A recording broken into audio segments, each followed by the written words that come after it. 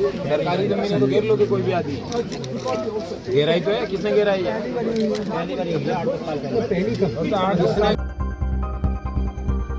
सुबह शाम की चक्री में पिसती रहती है दिन भर। माहवारी की पीड़ा हो या बीमारी की तकलीफें, किस्मत का लिखा है शायद, ये सोच के सब सह जाती है।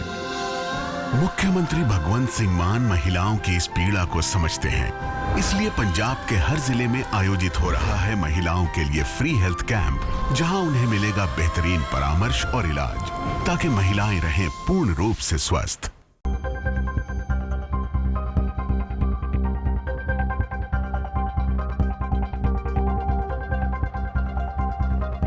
उत्तर प्रदेश का जिला संभल, जहां बीते 6 दिन से रानी की बावड़ी में खुदाई चल रही है, वहीं दूसरी ओर भारतीय पुरातत्व विभाग यानी एएसआई की टीम ने बुधवार को बावड़ी के साथ साथ फिरोजपुर किले का सर्वे भी किया। डीएमएसपी के साथ एएसआई की टीम ने किले के अलग अलग इलाकों में जाकर सर्वे किया। इस दौरान किले के गेट पर दीवार लगाकर किए गए अतिक्रमण पर एसपी ने नाराजगी भी जताई। सरकारी जमीन है तो घेर लो तो कोई भी आदमी।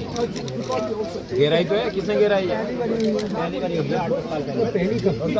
घेराई होता है?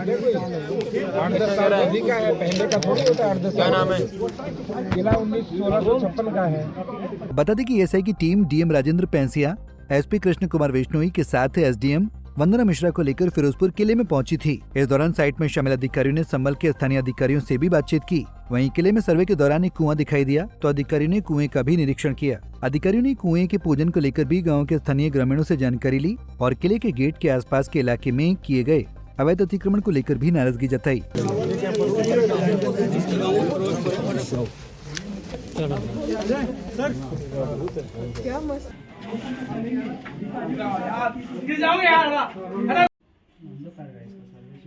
फिरोजपुर किले और कुएं का सर्वे करने के बाद डीएम राजेंद्र पेंसिया ने पत्रकारों से बातचीत करते हुए कहा कि हमारे द्वारा 4 स्थलों का सर्वे किया गया है, जिसमें एएसआई संरक्षित 358 साल पुराने फिरोजपुर का किला, शिवनाथ तीर्थ के अंदर जागृत कूप, तोता मैना की कब्र और सम्राट पृथ्वीराज चौहान के जमाने की बावड़ी का भ्रमण किया गया है। वहीं आने वाले दिनों में संभल को पर्यटन नगरी घोषित करने की संभावनाओं पर डीएम ने कहा कि भारत में जहाँ भी संतों, महापुरुषों और अवतारों की नगरी है, वो पहले से ही तीर्थ नगरी होती है, उसमें घोषणा की कोई आवश्यकता नहीं है। लेकिन जब इसको संरक्षित करेंगे तो अपने आप पर्यटक आएंगे और संभल खुद ही तीर्थ नगरी बनेगा। संभल प्राचीन नगर रहा है और इस नगरी में इतिहास से लेकर वर्तमान तक अनेक अवशेष उपलब्ध भी हैं, दिखते भी हैं और उनको हम संरक्षित करने का, सुरक्षित करने का प्रयास कर रहे हैं और उसी के क्रम में एएसआई की टीम के साथ हम भ्रमण कर रहे हैं।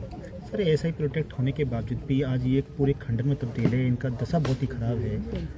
एएसआई प्रोटेक्टेड जो फिरोजपुर का किला है वो है और एएसआई ने वहाँ पे प्रयास भी किया है, वहाँ पे 4 दीवारी की है, उसे सुरक्षित किया है, किंतु उसके बाद भी आसपास के जो लोग हैं उनका रेगुलर वहाँ आना जाना रहता है, टू एंड फ्रो रहता है, इस कारण से वहाँ समस्या है थोड़ी, तो वहाँ वो एएसआई को हमने अवगत करवाया है, तो एएसआई उसकी ओर ध्यान देगा।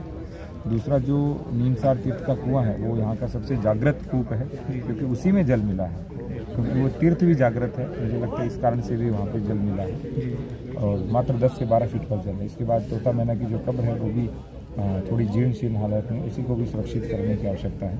और चौथे स्थान के ऊपर जो राजपूत काल की बावड़ी है जो पृथ्वीराज चौहान के समय में बनी थी, तो वो भी बहुत सुंदर बावड़ी है, अंदर बहुत भव्य भी है, इसको भी सुरक्षित और संरक्षित करने की आवश्यकता है। सर, जिस तरह से ये संभल पृथ्वीराज चौहान की राजधानी कही जाती है और उनकी ये उन्हीं की निशानी बताई जाती है बावड़ी कुआं, लेकिन आज ये बड़ी बदहाल स्थिति में है, चोर कुएं के नाम इसको दे दिया गया है। इसको इतिहास को संजोएगी नहीं तो इतिहास आपको छोड़ देगा, तो इतिहास को पकड़ना भी पड़ता है, इतिहास से सीखना भी होता है और इतिहास की चीज़ों को भविष्य में बताना भी होता है। जब ये सब चीज़ें होंगी तो आप देखिए पूरे देश के अंदर जो स्थान हमारे हैं, मैं तो राजस्थान का रहने वाला हूँ, और राजपूत काल का जो इतिहास है बहुत ही समृद्ध इतिहास है और सारा संसार घूमने आता है, तो जब हम संभल को सुरक्षित और संरक्षित रखेंगे तो पूरा संसार संभल में भी आएगा भ्रमण के लिए, तीर्थाटन के लिए, पर्यटन के लिए। जिस तरह संभल के ये जो धरोहर हैं सब विलुप्त होने की कगार पर है, क्या इनका जीर्णोद्धार किया जाएगा, रखरखाव किया जाएगा आने वाले समय में? बिल्कुल जीर्णोद्धार किया जाएगा स्टेट आर्कियोलॉजी की टीम के साथ और एएसआई की टीम के सहयोग से हम इनको बहुत अच्छे से सुरक्षित भी करेंगे, अपनी विरासत को संरक्षित भी करेंगे और भविष्य में सबको बताएंगे। जानकारी के लिए बता दें कि संभल के चंदौसी में बीते 5 दिनों से रानी की बावड़ी में खुदाई चल रही है। चंदौसी नगर पालिका के एग्जीक्यूटिव ऑफिसर कृष्ण कुमार सोनकर ने बताया कि एएसआई के अधिकारी इस स्ट्रक्चर की स्टडी कर रहे हैं और इसकी खुदाई के कार्य को दूसरे तरीके से करने पर विचार कर रहे हैं। उन्होंने बताया कि इसके स्ट्रक्चर की वजह से जेसीबी मशीन से खुदाई नहीं करवाई जा सकती है, इसलिए मैनुअल तरीके से करवाई जा रही है। अब तक सीढ़ीदार कुएं की संरचना स्पष्ट रूप से उभर रही है, लेकिन ये अनुमान लगाना कठिन है कि इस प्रक्रिया में कितना समय लगेगा। पंजाब केसरी टीवी के लिए संभल से मुजम्मिल दानिश की रिपोर्ट। हमसे जुड़े रहने के लिए हमारे YouTube चैनल को सब्सक्राइब करें और नई वीडियो की नोटिफिकेशन के लिए बेल आइकॉन को दबाएं। अगर आप ये वीडियो Facebook पर देख रहे हैं तो लाइक जरूर करें और ज्यादा से ज्यादा शेयर करें। धन्यवाद।